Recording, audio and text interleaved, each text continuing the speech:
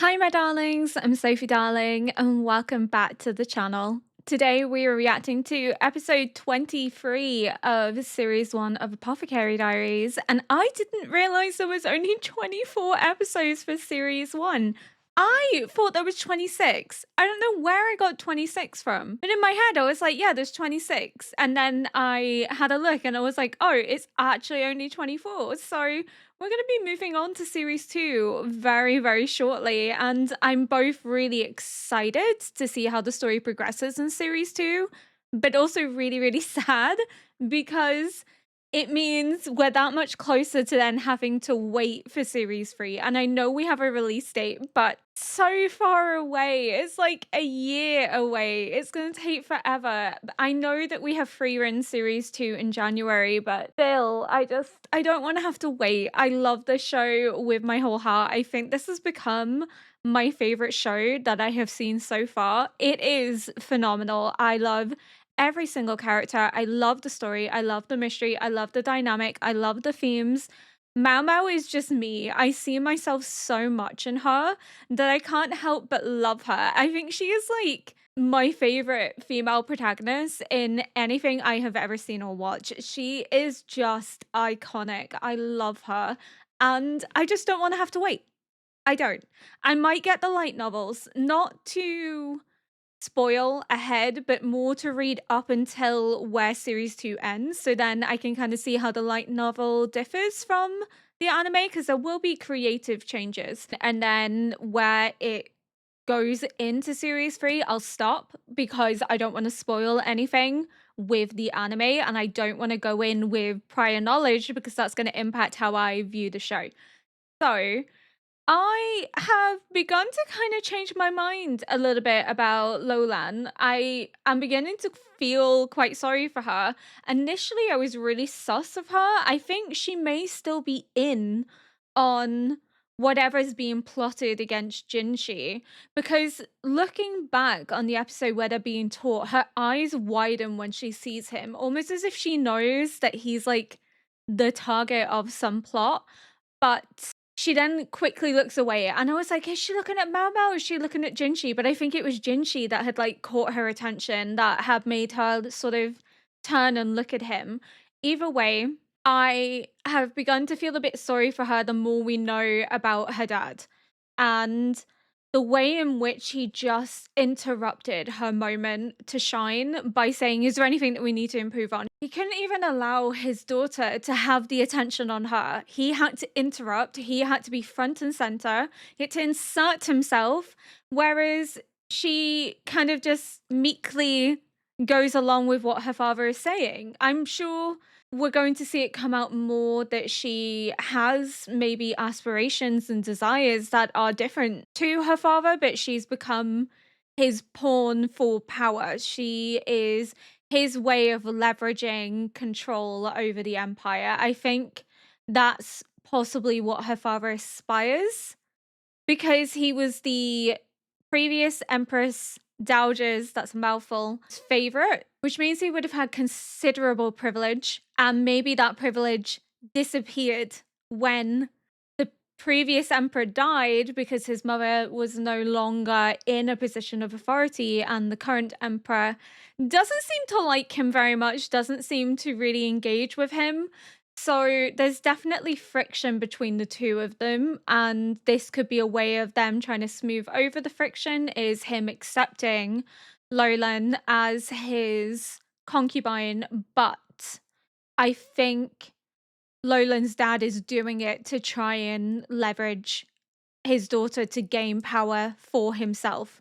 And if that is the case, then the poor girl is nothing more than a political pawn for her father. And I feel quite sorry for her because she's not getting to live the life that she wants. She's being used and manipulated for her father's gain, which is just incredibly sad. And she just looks kind of disengaged with everything, and she's constantly dressing up. And I think it could be her way of trying to express herself, trying to have some independence and individuality in a place that's trying to strip it from her. That it's maybe her way of trying to find what the emperor likes because she feels that pressure from her father to please him, to become as close to him as what Aldua, her predecessor, was. So I think she's kind of growing on me. We don't know much about her still, but I think just the little snippets that we've had from her father has made me kind of empathize with her a bit more than what I did initially, now that we've a little bit more context. Because from what we've gathered, it does sound like the previous Empress Dowager was the true ruler. She was the puppet master. She kind of directed and engaged with everything. So she was the true power holder, which would then impact all her favorites when she was no longer in that position because her son had died and the current emperor then took over, which then meant she lost her position as Empress Dowager because it would be the previous emperor's wife that would then take that position because she is the mother of the now emperor. So it's very confusing when we still don't know names because we are relying on titles and some of the titles are a mouthful in themselves. It's kind of crazy, but hopefully we'll get some names at some point so we'll be able to make it a little bit more concise to follow because it feels very confusing at times having to be like previous Empress Dowager, current emperor, previous emperor, current Empress Dowager, instead of like just saying a name and you know instantly who I'm referring to. Mao Mao is also playing Lakin at his own game. She has outmaneuvered him, and I found it incredibly iconic that he sees everyone as pawns but Mao Mao because she is his daughter, and therefore he cannot see her as a way to leverage or to use for his own gain because he has affection for her. And that's the only person he doesn't see it as a game piece because he can't play her. A, because she's difficult to read. She's also too like him, which means she would outsmart him. But also, that emotional connection to her as his daughter makes it hard for him to see her as something to leverage for his own gain. I think it also emphasizes that he wants to protect Mao Mao as much as he can. And that's very clear by his lack of willingness to manipulate her, because it does sound like he has been leaving trails for Mao Mao to uncover what is happening so that she can protect Jinshi because she is close to Jinshi. Jinshi trusts her. Jinshi doesn't trust Laken. So if Laken just came up to Jinshi and was like, there's a plot and these are the reasons why I think there is a plot, Jinshi would kind of maybe be like, man's insane, don't quite know if I believe him, maybe doesn't trust him enough to actually think that Laken would be out to protect him, whereas with Mao Mao, it's completely different. So I think Laken's been aware of this plot and has been strategizing ways for Mao Mao to uncover what's going on to protect Jinshi because he has been aware that someone is out to get him. And that Mao Mao is the best way of protecting Jinshi because of how close she is to him and also how much Jinshi trusts Mao Mao, and that everything she does is not for gain or power, but what he sees with Mao Mao is what he gets. So he knows that it's not a facade. She is who she is. I think that's what Laken has been doing, and we'll possibly begin to see that come into fruition. But I am very excited to see how this conversation between the two of them goes down and whether Mao Mao will get some answers and whether we'll get some answers to some of our questions, and if we'll know the extent of Laken's knowledge and if we'll learn even more about Mao Mao's mum. But we'll see. Without further ado, though, we're going to get into it because I don't want to ramble. I want to see what's going on.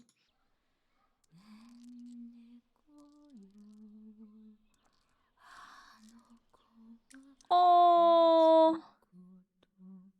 she's thinking of Mao Mao, her baby.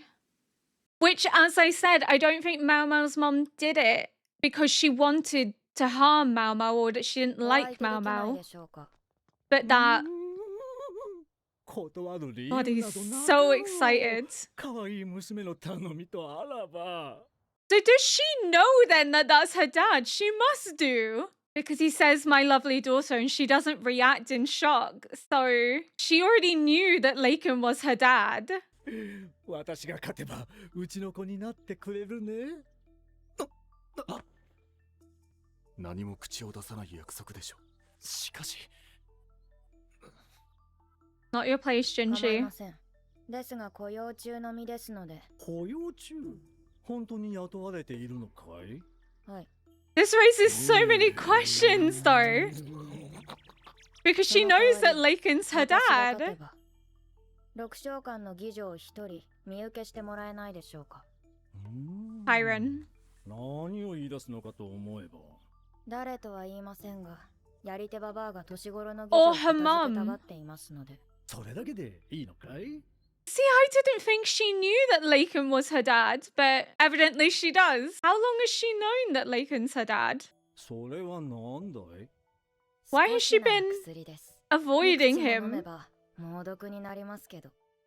Mama, what the 瓶の液 fuck? 体を3つの杯に入れて、どれに入れたかわからないようにします。勝負1回ごとに勝った方が1つ選び、負けた方がそれを一息に飲む。そして2つ目は、たとえどんな理由があろうとも、試合を放棄したら負け。 Like Russian roulette. So does she maybe avoid him because she thinks that she was conceived through Laken abusing her mom rather than from love? Maybe she thinks that Laken is this cruel monster without knowing the full extent of everything that took place. Because she obviously knows that Laken's her dad. Which makes sense in hindsight because she never seems to really be shocked by his appearance or really question who he is. She knows who he is. She's not like, why is he interested in me? She just tries to find ways to get out of him being interested in her. And I have wondered in previous episodes if she knew Laken was her dad or not. And it was just never really confirmed until now. It's just kind of wild to me as to why she's avoiding her dad. Maybe it's because she doesn't want to live with him because she would rather live with her adopted dad because she can do what she wants to do. Whereas Laken is from an affluent family. So perhaps she just doesn't want to be immersed in that lifestyle and it's kind of her rejection of it, or she has this idea and perception of Laken and his relationship with her mother from her time at the brothel that she thinks that it is maybe toxic or abusive and that she was conceived in a not consenting way, and maybe that's why she sort of finds him a creep and doesn't want to be involved with him. But crazy. 相手は鬼人と言われる軍師殿である。ただの揺さぶりで心乱れるとは思えない。一体何を考えているんだ。She takes after her dad so much.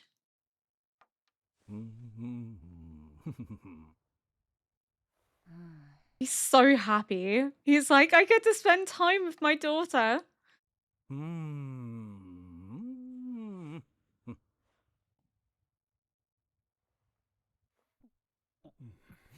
Jinji's so worried for her.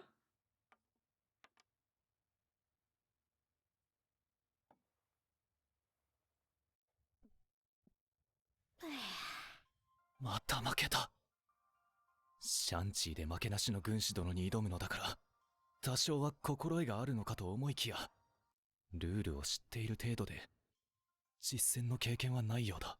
Or maybe it's all an act. 毒入りかどうかはためにはわからない。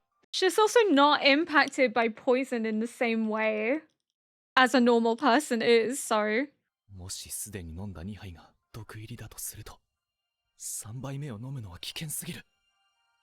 この状況をラカンはどこまで読んでいるのか。罪です。参ったよ。お情けでも勝ちは勝ちということでいいですね。ああ、間違っても娘に毒を勧めるわけにはいかんからね。ラカンは2回まで負けることができる。そのうち1つでも味が違えば、娘に毒が及ばないとわかるだろう。そのためにわざと負けるとは、やはり抜け目のない男だ。ではこれを。Oh, this is so tense. 嫌な味だ。毒入りだ。これで薬屋が3杯目に毒を飲む心配はなくなった。それは同時にラカンがこれ以上負ける必要がないということ。 You might still lose on purpose, though. に勝ち目はない。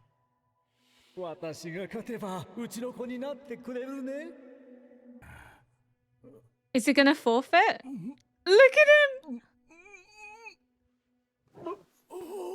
Oh shit! 一杯では問題ない薬なのだろう。いくら憎らしいからといって本当に毒を盛るなん He て。 just can't handle his 酒 alcohol. は百薬の長と言いますから。酔っているだけのようです。 Just really strong alcohol.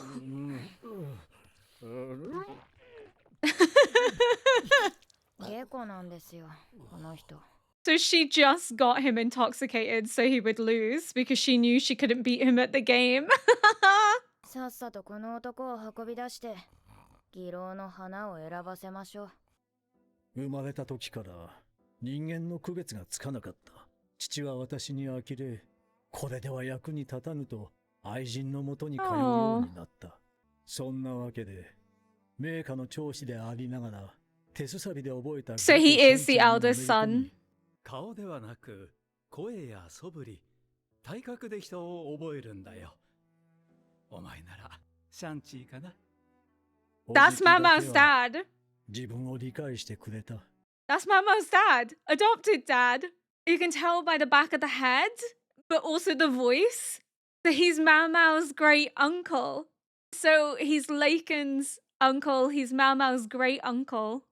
So he's family. He's just not her biological dad. But he still took her in and raised her. And I think because he was close to Laken. Oh my god, all the pieces! They're coming together! So she's raised by her great uncle. So she is from an affluent family. I may have not been quite right as to how she was from an affluent family. I thought it was because she could read or write. But I was still right that she's from an affluent family. I got there in the end. I guessed it from the get-go, but for the wrong reasons, but I was still correct. But, oh, this is insane. Okay, so her great uncle is who's raising her, who is the one that stepped in to almost act like a father to Laken when his own father left to run away with a mistress. So he's been like a surrogate father to Laken and now also Laken's daughter. But as to why Laken didn't take Mau Mau in, I wondered then if it comes down to the fact that he is not married. It would be quite scandalous for the eldest son of an influential, affluent family to take in a daughter from a marriage that's not legitimate. It would cause some controversy and scandal. So maybe he just didn't want to subject Mau Mau to that. And maybe he didn't want to take Mau Mau away from her mom. But obviously her mom's mental decline meant that Mau Mau had to be taken away from her so that the other women in the brothel could look after her. And then she was taken in by Laken's uncle because he could provide a home for her and raise her without Laken being impacted by the stigma, but also Mau Mau was still with family. She was still being taken care of.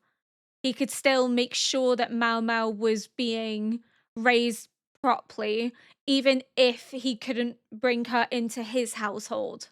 It was his way of still taking care of his daughter. And we know that Mau Mau's mom is obviously still thinking of her daughter because she's singing a lullaby and she's asking where she is. And it's just so sad and tragic all around because Mau Mau thinks that she's not wanted, that she was unloved by her mother, and she wasn't. Her mother clearly dotes on her, clearly wanted her, but whatever she's suffering from has impacted her ability to parent her daughter and to be the mother that Mau Mau wanted. And it's just so sad. 次第に人の顔が駒に見えるようになった。おじきが社に見えたときに、やはり優秀な男なのだと再確認できた。Oh, he looked up to him. But he can see Mao Mao's face. 人が駒となるシャンチーは何より面白いゲームに違いなかった。付き合いで行った議論で噂の妓女と対決することになる。 Was her face the first 無 face he 数 could の actually 白黒 see? の中、そこだけが鮮やかに輝いていた。確かに強い。けれど、所詮は井の中の蛙。負けた。それも圧倒的に。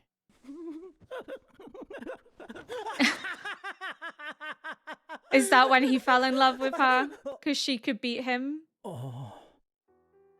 人とはこういう顔をしているのか。Mao Mao looks so much like her mum. It's crazy. それからひたすらごとシャ Oh, ンチーを繰り返すだけの several 勇者 years? が何年か続いた。 I want to 義 cry. 母で生まれた本心は母はおりません。私を産んだ女ならいますが、花町では妓女は母になれませんので。才能ある妓女はある程度人気者になると売り惜しみが行われる。 Did he try to buy her out and he couldn't? 次第に値もつり上がり、 Jeez. 三月に一度会うのがやっとになった。 But he saved as much money as he could so that he could see her. 放線かと、なんだそれは。片ばみ。別名猫足です。解毒や虫刺されに効く生薬だとか。 Is that why she named her Mao Mao? I'm getting really emotional 種を for 刺すんです no reason. それは面白い。次はいつ来られますか？ She really cared for him. また3ヶ月後に。わかりました。フォンシェンの根は小塚たちの競り合いで釣り上がっていった。武官として出世したものの、 But she wanted to be 義母 with 兄弟に him. 後継ぎの立場を奪われた自分には到底太刀打ちできる額ではなかった。 She didn't want to be bought out by anyone but him. あなたが勝てたら好きなものを与えましょう。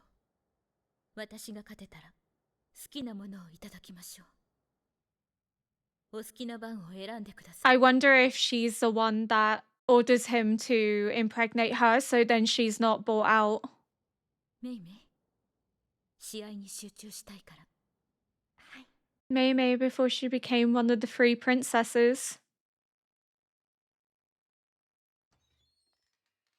She knows there's more to it than concentrating on the game. Oh, 気づけば手が重なっていた。フォンシェンからは甘い言葉も何もなかった。自分もそんな柄ではなく、ある意味似た者同士の二人だった。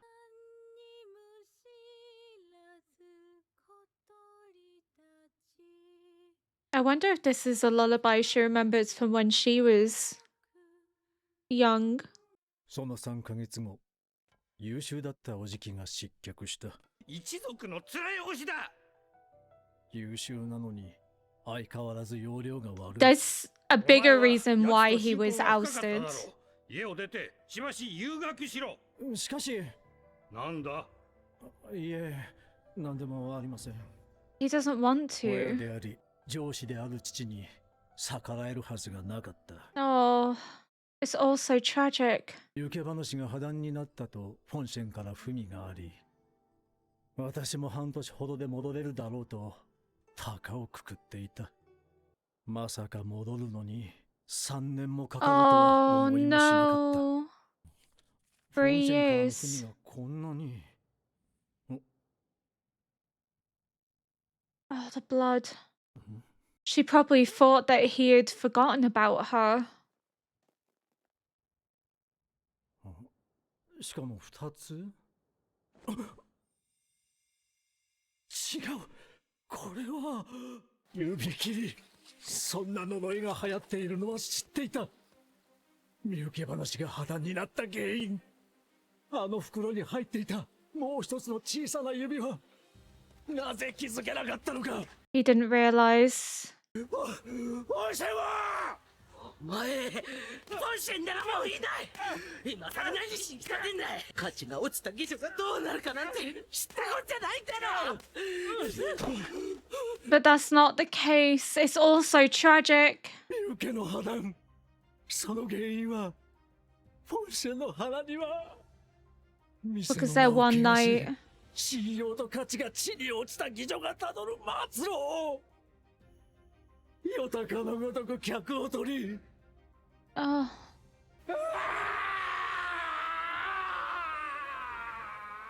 どんなに嘆いたところで、時は戻らない。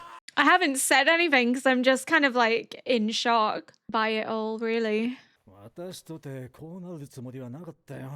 まさかあんなに強い酒だとは思わなくてね。メイメイは昔、フォンシェンの下でカムロをしていた。筋がいいと褒めたら、もじもじしていた。 Oh, when she was そう young. いえば、どうかなさいましたか？いや、なんでもない。 Oh, なんだこれは。 hangover cure. そうですよ。そうか、マオマオが。 It's my daughter. それと I こ love ちら her. の子もマウマウが It's gonna be a blue rose, isn't it? Yeah. 枯れた装備？たとえ枯れたとしても形を保つことができるんですね。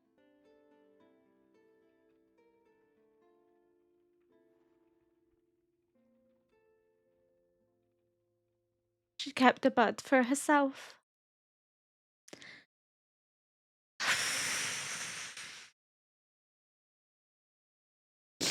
I knew there was more to it than Lakin taking advantage of her. I knew that was all bollocks. He probably feels like he did because him having to go away and her being pregnant ruined her reputation. So I thought that he had sent his uncle to look after Mao Mao's mum. I've already forgotten how to say her name, so I'm not even going to attempt it because I'm too scared. But he didn't, mate, because it had already been 3 years at that point, so she would have already had Mao Mao. So the baby would have already been born and would be maybe around 2, so his uncle would have already taken Mao Mao in, but maybe he knew that she was Laken's because the brothel knew that she was Laken's, knew that the baby was, or maybe he just took her in from the kindness of his heart, but he must have known because he knows that Mao Mao's his daughter, so it's not like she disappeared or was taken elsewhere, but it's just so incredibly tragic that the one woman that he fell in love with and that he was able to see her face, he was forced apart from because of his father's wishes. And it just goes to show how, like, one act can lead to a multitude of casualties. So Laken's uncle being ousted from his position as a doctor brought shame on the family, and because he was close to his uncle, he was punished by extension and sent abroad for 3 years. And he thought that he'd be able to get home sooner, and he couldn't. And therefore, Mao Mao's mum thought she had been abandoned, thought that he had taken what he wanted, left her with this baby, and never came back, and therefore she lost her reputation, and she probably laments having ever let him into her bed because she's like, well, I lost my reputation, and for what? What did I gain from this? And I think maybe when we see her with the knife and the tears, it's because she's taking out her anger and rage on Mao Mao because she feels abandoned. She feels like she's been used, and she probably sees Laken in Mao Mao and wants to erase that connection, but she can't bring herself to do it because it's still her daughter. It's just so sad. It really is tragic because he wanted to be with her. He wanted to buy her out, and he couldn't because his father replaced him with his half brothers. So he lost his position as heir, and in doing so, lost the income that it would have guaranteed. And that meant he couldn't buy out the woman that he wanted. Mao Mao's dad was ousted because he knew something. I think he still knew about the babies being switched, and that's why he was ousted, because they didn't need him there to potentially accidentally reveal the truth. I think he knows something important to have been dismissed, but this was it's just so tragic, especially she's talking about the cat foot and the little yellow flower, which symbolizes Mau Mau, which means Mau Mau's called Cat Cat because of cat foot. And that's what she's explaining to Lakin. And Lakin took interest in the flower. And he has a withered rose, and Mei Mei is saying that even when withered, it can still retain its shape. So even though time has gone by and they have aged, love is still there. They can still create something together. And Mao Mao having the bud is because she is the bud of their union. She is what was manifested from them being together. It's just nice to get a little bit more context into Lakin's background, into Mao Mao. I want to know how Lakin's uncle ended up taking Mao Mao in. Again, we're getting little instances, but we're not getting the full story yet. He left 3 months after they slept together. She would have already known she was pregnant. And then when he came back, he realized that the consequences of their union have resulted in her losing her reputation and having to sleep with regular customers because she was no longer this high value courtesan that people would pay good money for. So he feels that guilt that he's the reason that she became ill, that she's the reason that she had to suffer the cruelty of this world and the pleasure district, that he couldn't save and protect her from that because he couldn't buy her out. He got her pregnant from that one instance of them being together. But it sounded as if she didn't want to be bought out. She was really sad that Lakin couldn't see her as much. So the idea of not being able to be with him probably would have saddened her also, but she likely did feel that she had been abandoned, that she had been forgotten by him. Hence why I believe it's Granny that's beating him with the broom, saying, of course, she wouldn't care about a worthless courtesan because he's from an affluent family. So they just believe he's like everybody else, that he couldn't possibly have love and affection for her. But he does. He's not the same as the others. He truly loved her. And I think she truly loved him. But circumstances have created this situation in which they couldn't be together. And he wasn't able to communicate with her and she wasn't able to communicate with him. He didn't see how many letters there were until he got back. And by that point, it was too late. And it's just so tragic that the actions of so many people around them have impacted their ability to be together, that society has made it near impossible for them to be unified as one, that he couldn't have the life that he wanted with her, that he couldn't be there to help raise Mau Mau, that he couldn't have the family dynamic that he wanted with the one woman that he could actually see. And just like she's the only woman that he can see, Mau Mau is the only other person whose face he can recognize because they mean something to him. He's able to distinguish them. And I feel for Lakin so much. I really do. I knew there was more to it than what meets the eye when we first met Lakin.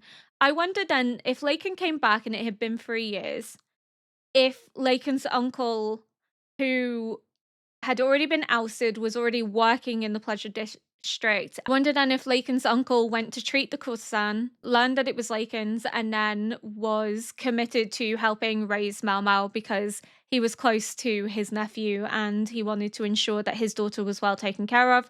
Maybe he knew of their relationship dynamic because he was the only one that Lakin trusted and saw as family. So how that all played out, I hope they do delve into at some point. It will be interesting to know how it all fits together, but I really hope that Lakin does get to be with her again, that they do get to have the life that they should have had, even though they're older. As the saying, a rose withers, but it still holds its shape. Their love has maybe withered, but it still remains. Aspects of it are still there. So I think it could also be referenced to Mama's mom, even though she is not what she used to be. It doesn't mean she's not the same person that he fell in love with. And I think maybe he doesn't see her as much because maybe he's scared of seeing her, that maybe the guilt and shame would make it hard for him to continue living because of what he feels he has done to her. But it's not so much what Laken has done, it's what society has done. It's what society has inflicted upon them both. Laken was prevented from being with the woman that he wanted to be with because of expectations and restrictions from his father, and this demand for him to study abroad that he couldn't rebel against because his father was his boss. But also the knock-on impact of his uncle being ousted from that position, showing just how much reputation matters within this society at this time, that it has a consequence on the family, and therefore Laken also paid the price for that. But by extension, Mama's mom paid the price of sleeping with Laken, of getting pregnant, and not having the security of being either bought out or being with Laken in a marriage. She was left to have her reputation slandered and diminished, and as a result, found herself having to sleep with men in order to get by. She is a victim of this society too. They both are. They're both victims of the cruelty of this world. And I really hope that they do get a happy ending somehow, that they do get to be with one another, because I think they both deserve it. They deserve that happiness that they've not been able to achieve with one another. And I think part of Mao Mao's plan of bringing him here is to force him to essentially meet with her mother and maybe confront what he's been running from, to face Mao Mao's mom in a way that he's never been able to do because of the guilt and shame that he feels for having put her in that situation, or seeing himself as having put her in that situation. But it's not all his fault. That's the point. You could blame Laken for getting her pregnant, but it was a risk that they both took. And unfortunately, they couldn't have prevented Mao Mao from being born. It wasn't intentional. Neither of them planned it, but Mao Mao was born. And it's more the repercussions of societal impact on reputation that has caused Laken and Mao Mao's mom to suffer. They are victims of society. And it just breaks my heart. I was trying so hard not to cry because it was just so, so sad. I just want them to have a happy ending. I want them to be able to be with one another. And I think he's going to meet with her here, that potentially he is there to buy out an aging courtesan, which could be her mother, and therefore they will maybe have their happy ending finally, that he'll be able to ease the guilt that he feels. So I have been thinking more in depth about episode 23 because there was a lot of information that was dropped on you, and there was a lot of things that I felt was really unclear, especially the timeline. The timeline of events is so sort of wonky. It's really hard to understand what's happening when and how long time has gone by between one event and the next. It's a little hard to follow at times, but then I have to remember it's because this is Mao Mao recounting. This is all from her perspective.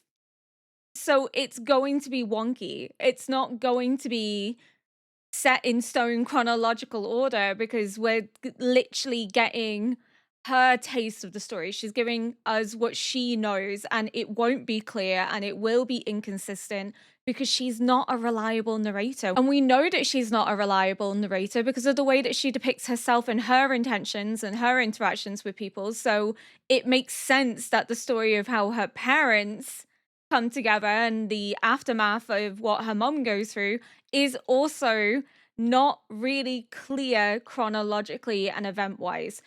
So, yes, she could have contracted syphilis after Mao Mao was born, but we don't actually know when she contracted syphilis. It could have been after Mao Mao was born. She could have hidden away for 9 months so as to not discredit the brothel, because if anyone knew that she was pregnant, it would be an issue. But then people did know she was pregnant because her reputation was impacted, and therefore the reputation of the brothel was impacted, which led to her having to have sex with male clients in a way that she never had to do before.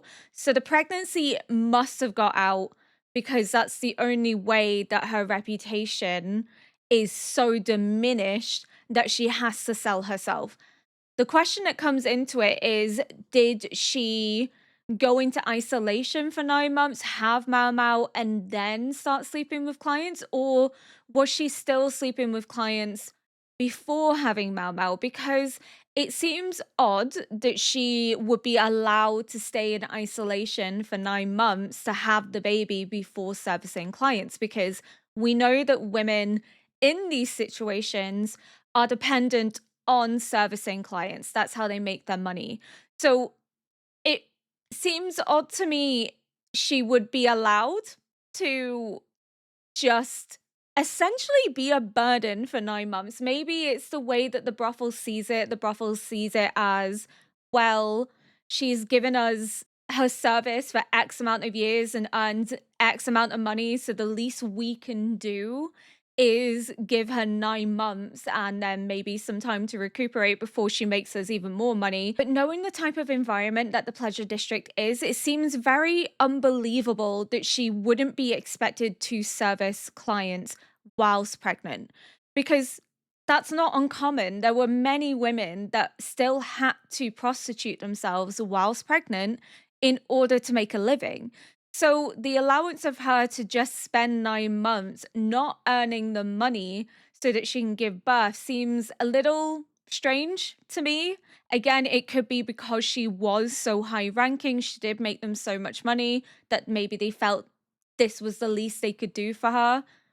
But to me personally, I feel it is unrealistic to expect her to not have been servicing clients whilst pregnant, because it doesn't matter that she's pregnant because her reputation's already diminished.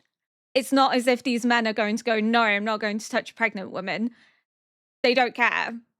Quite frankly, in this district, when they're going to a brothel, they're not going to care that she's pregnant. They're there for a service in their mind, and they see her as an object to fulfill that need. They're not going to see her as a person and as someone who is vulnerable because she's pregnant. That's not going to put them off. So I find it a bit unrealistic for us to presume that she wasn't having sex with clients whilst pregnant and that it only happened after Mau Mau was born. But again, this could be something that episode 24 explains. We could get more clarity as to the situation, because again, it is very murky. It is very hard to kind of piece everything together along the timeline, because Mau Mau is unreliable and she is giving us the information as she knows it, and maybe she doesn't even know the timeline or the dates effectively, which makes it confusing for her and confusing for us. So we know that Lakan's uncle raised Mau Mau.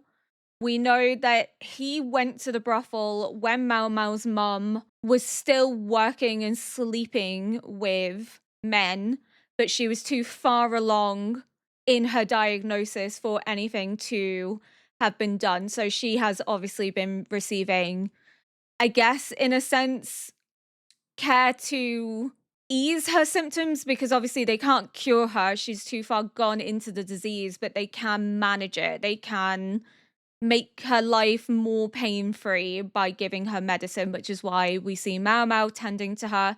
Mau Mau also calling her a stupid woman.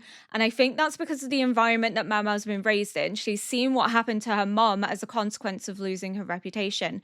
And she lost her reputation because of love. So Mau Mau sees it as foolish. She sees it as stupid. How could someone allow themselves to be ruined for the sake of love? So it's not that she hates her mom. I think it's a complicated relationship. It's one where she knows the type of environment that they're in, and she can't fathom why someone would take such a huge risk like her mother did, which is sleeping with a man knowing that it could result in a pregnancy, and then ending up in a situation where she had no other choice to service men sexually and contracting a disease as a result. So Mama sees it as stupidity, sees it as foolish, but at the same time, it isn't her mother's fault that she contracted the disease. It's a really difficult situation. She didn't expect Lacan to not come back. She didn't expect him to, in her mind, abandon her and Mao Mao. She thought that maybe he would return, and maybe she didn't service clients because she thought that by the time her pregnancy was through and Mao Mao was born, that he would have returned and married her, so she was able to hold off on sleeping with clients because of that hope. But what ends up happening is that he is away longer, and therefore she can't prevent the inevitable, which is being forced to sleep with men for money in order to provide a living. So perhaps that's her way of staving off the inevitable, was pinning her hope on Lacan coming home and being able to actually have that family with him. But when he didn't come home and he didn't respond to the numerous letters she sent, she cut her finger and also Mao Mao's finger and sent it to him as a curse. So that could explain maybe not having sex during her pregnancy, because she may have been able to hold it off on the promise that he was going to come back for her. And then when he didn't, she lost all hope, cursed him, and then realized that she had no other opportunity, that she was essentially condemned into a life of prostitution. She couldn't avoid it any longer because she had to make a living, and she had a baby to provide for, and she also had to ensure she had money in order to stay at the brothel, or she would have ended up on the streets. So she really didn't have any choice. Societal influence and expectations is the biggest issue here. That's what's forced her into having to sell herself, but also has prevented her and Lacan from being able to have that family that they wanted to have. Because if he had known, if he could have got back sooner, I think he 100% would have married her. He would have been like, damn my father, damn everything. He would have married her. I don't think for a second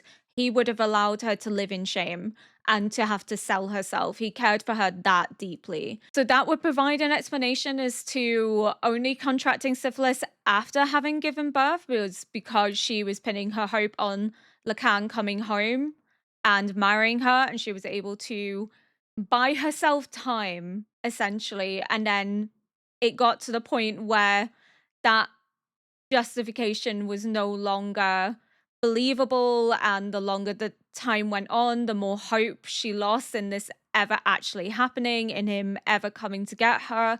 She thought he had abandoned her.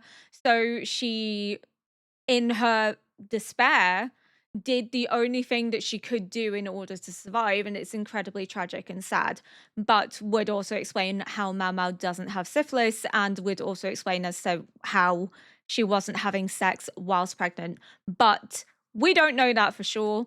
We're making presumptions here, unless it is explained in the light novel. But if it's not explained in the light novel, then she could have still been having sex whilst pregnant, because again, very uncommon for prostitutes to not have been selling themselves.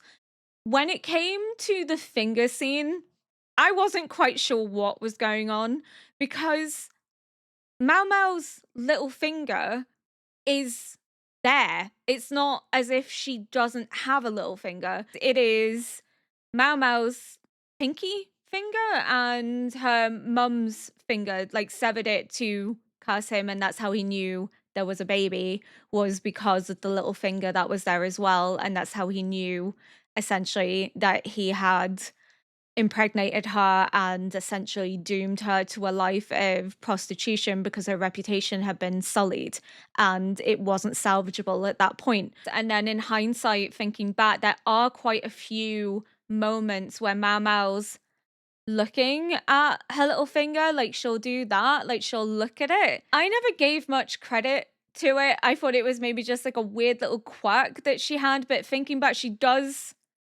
do that quite a lot, like looking at her little finger. So it is significant to her. It is essentially to Mao Mao symbolic of the harm that love can cause, because if her mother hadn't loved Lacan, hadn't got pregnant by him, her reputation wouldn't have been so sullied that she would have to sell herself, she wouldn't have contracted syphilis, and then she also wouldn't have wanted to have harmed Mao Mao in an attempt to curse Lacan, but also probably anger that she had this baby that she was responsible for, and Lacan got to, in her mind, live a life without her and forget them. She was the very real and visual reminder of Lacan's betrayal. So when we see her leaning over Mao Mao and there's tears like dripping onto Mao Mao's face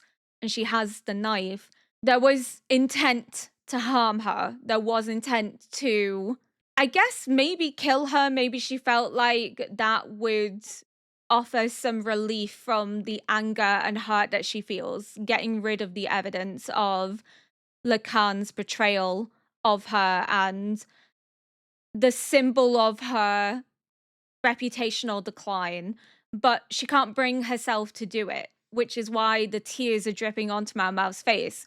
So then that must have been when she cuts Mao Mao's finger off and her own to send to him to curse him. But it had been quite a length of time since then, because obviously it was like dried and decayed at that point. It was very strangely mummified looking. Mao Mao looking at her pinky finger seems really symbolic of how love can lead to you being harmed. It can lead to pain, and we don't quite know what the consequences of love is going to be. And, you know, that was the price that she had to pay for her mother loving Lacan and also cursing him because she felt betrayed by him.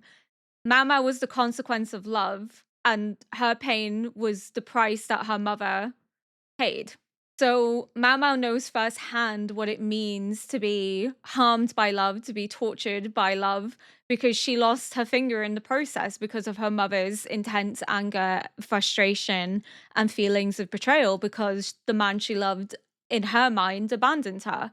So when we see Mao Mao doing it in episode 3, because she does do it in episode 3, when Fu Yu leaves with the commanding officer, and it was, I don't know, it was so strange. It was kind of like a little quirk, but I guess it's whenever there's the conversations around love or like intimacy, Mama's always kind of like looking at her little finger, almost as if that's like a reminder to her of just how painful love can be, and that we never fully understand the consequences of love and its impact on people, because she knows firsthand the impact that love has had on her mother, and she thinks her stupid and foolish because Mama can't ever see herself doing anything like that. She can't see herself ever being so in love with someone that she's willing to forsake everything for them and to potentially risk severe consequences as a result. So it's almost like when she looks at her finger, she's trying to understand how someone could be so in love that they're willing to risk everything for it.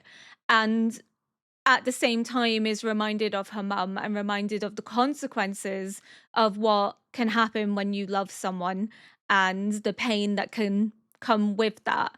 So those were just some things that I just wanted to wrap up, because I know there were a few comments where I was saying that I was still convinced that it wasn't syphilis.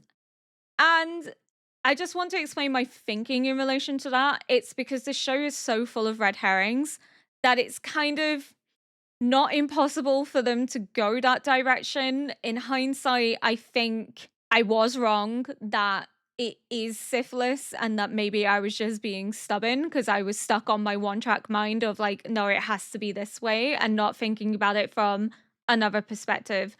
But what I do love is that they are showing the societal impact on women, what women do suffer in these environments. When their reputation is harmed, they have no choice but to resort to selling themselves. But the writer isn't shying away from the very real consequences of that, not just in terms of the stigma attached to pregnancy, but also the risk of disease and infection and the rapid impact that it has on women, especially when you're a poor, impoverished woman in these areas, because you likely don't have the money to afford to be diagnosed, to receive treatment. You may not have doctors that are qualified. We know that Mao Mao's adopted dad is a qualified doctor, but by the time that he reaches the brothel, it is too late. There's nothing that can be done for her, which is just incredibly sad, because if he had been there sooner, maybe something could have changed. How Lacan comes to know about Mao Mao is going to be an interesting one. I think it will have to be that maybe when he returns, he learns about where his uncle is and goes to visit his uncle and then sees Mao Mao, because we know that Mao Mao was adopted while still very young. She was still being breastfed at the brothel when the doctor agreed to take her in. So it could be that when he goes to see his uncle, he sees Mao Mao. Or when he goes to the brothel, he sees Mao Mao, because Mao Mao is a frequent visitor. So it could be that it clicks in his head, oh my God, this must be my child. But as to why he hasn't seen Mao Mao's mom, I don't know. Maybe Granny hasn't let him go and see her because of the harm that, in her mind, she believes he's caused her intentionally, which he hasn't caused intentionally. They both are victims of society and circumstance. They are victims of essentially the babies being swapped, if you think about it, because in the babies being swapped led to Lacan's uncle being dismissed, which then led to Lacan being looked at as being too close to his uncle and needing to be punished by extension, which meant he was forced away from Mao Mao's mom in a time where she needed him most because she was pregnant. He wasn't able to return home for 3 years, and in those 3 years, she had the baby, she contracted syphilis, and it was too late for anything to be done. So at this point in time, we have to presume that Mao Mao's adopted dad, I don't know why I can never remember his name for the life of me, was let go in relation to the babies. So he either knew that the babies were switched, or because one of the babies died, he was blamed for it. So we're not entirely sure as to the circumstances, but he was let go for that reason. But we also have to remember that it's not just the babies as to why Lacan suffered, but also his father. His father was having an affair. Lacan's position was essentially taken from him by a half brother, which left his resources and financial security strapped. He didn't have the money to see the courtesan he loved anymore because that money went to his half brother, which is why when he has that conversation with Jinshi, he's already alluding to how whether an older brother or a younger brother, one will always find a way to surpass the other, because he knows firsthand he has a half brother that was an heir to his father's title and inheritance that took his place because this was the child he had with a mistress. And poor Lacan had to suffer the brunt of that. And that also had a knock on impact in his ability to be with Mao Mao's mom and also to buy her out because he didn't have the same resources. He had to work harder to get the money. But then I also remember the conversation where like Granny is like smacking him. I'm pretty sure she uses like past tense language. So it's like, does she infer to him that she's dead? Because we know she's not dead. But as to why he hasn't seen her, it's either because Granny is refusing to allow him to see her because she was clearly the one that was like beating the shit out of him, or Lacan's misunderstood her. So maybe he thought she had died as a result of syphilis because of having to sleep with these men. So maybe he doesn't actually know that she's alive, which then gives more context to the rose, whether withered it still remains its shape. So her mum may have declined, but she's still the woman that he loves. And we also saw that she still has very fond memories of him, that she may have hated him enough to try and harm Mao Mao and to curse him, but she still loves him because she sings that lullaby that she also sang while she was in bed with him. She also keeps playing Go, which is what Lacan loved playing with her. It's what they played together. So very clearly, everything she thinks about leads back to Lacan. So she still loves him, she still has affection for him, but as to why Lacan hasn't seen her is a mystery. It genuinely could be to do with the fact that he thinks she's dead, or Granny just has banned him, which is why he maybe hangs out at the brothel in order to try and see her but isn't let in. Or it could just be he's hanging at the brothel to see Mao Mao, or it could be both, in all honesty. But yeah, this was such a sad episode, and I hope we get to see them have their happy ending. Maybe that's how the series ends, is that we get to see them reunited. It seems to be going that way, but I hope we do get to see them have some interaction, and that Lakin can finally give her the life that she deserves, that she never got to have because of societal pressures and societal influence. But that's all I want to say for now. Thank you so much for watching, and if you enjoyed this react, please consider liking, subscribing, and leaving a comment below to help boost this video into the algorithm. Until next episode, bye!